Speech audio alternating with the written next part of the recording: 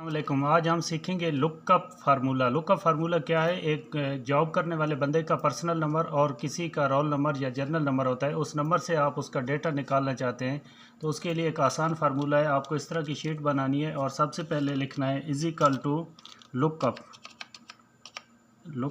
उसके बाद शिफ्ट के साथ ब्रैकेट और आपको ये नंबर, ये पर्सनल नंबर, इस कॉलम को सिलेक्ट करना है। उसके बाद आपने देना है कॉमा। उसके बाद जितनी शीट है आपको शिफ्ट के साथ पूरी शीट सिलेक्ट करनी है। उसके बाद देना है कॉमा और उसके बाद आपको चाहिए इसका नेम, तो नेम वाला सेल जो है आप मुकम्मल सिलेक्ट करें।